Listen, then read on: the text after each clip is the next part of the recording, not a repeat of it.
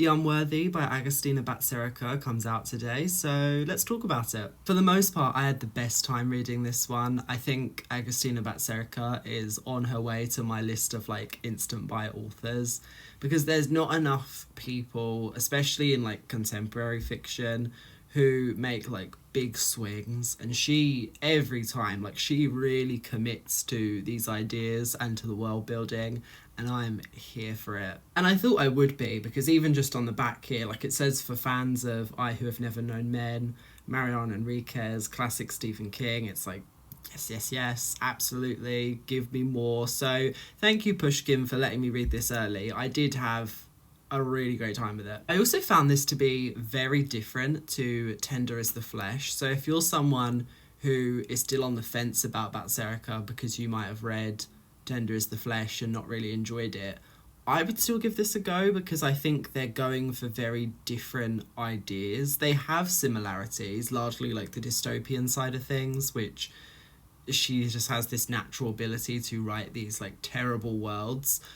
But this one has a lot of themes and a lot of things that, like, I wouldn't have been surprised if this was a different author completely to Tender as the Flesh, and I appreciate that range. Tender as the Flesh was a lot more speculative. You could tell that a lot of thought had gone into, like, the hypotheticals of it all, like what happened if all the meat did go bad, like how would this affect society through each of the different layers. There are moments of it being this like post-apocalyptic world where everything's gone wrong and people are having to depend on like all these new circumstances, but it wasn't as focused on that. The story was more atmospheric, I would say. It's more like the vibes, like the sort of crazy, creepy, gothic, cultist horror of it all, which if you're a fan of any of that stuff, like it gives you that in spades. Because our main character is essentially in a coven of like witches. Like that's probably the most accurate way to describe it. They're like mystical women in this troupe, and they're in like different levels trying to ascend upwards to like the perfect state, like because the ones who are at the bottom are considered like the unworthy, and the way you get to the higher levels is like seemingly by doing more and more terrible things. Like it's very like religious horror, like the ideas of like atonement and like self-flagellation that persists through quite a bit of it. What really surprised me is that even a book like this that is on the more sort of gruesome, wild, unpredictable side, there were still tender moments. There were points where the main character had these relationships with the other women in this like convent, and there were moments where like I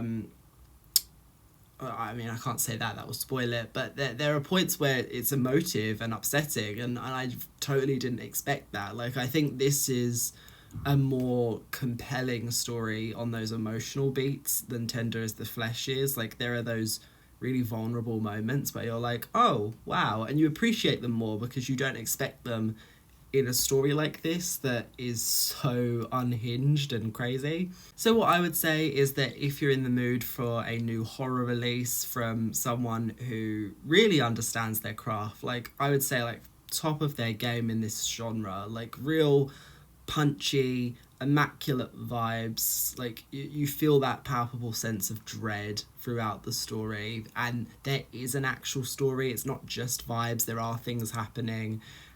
And it's clever, like it's set in a world not too dissimilar from our own, but there's enough going on that you know something is very wrong.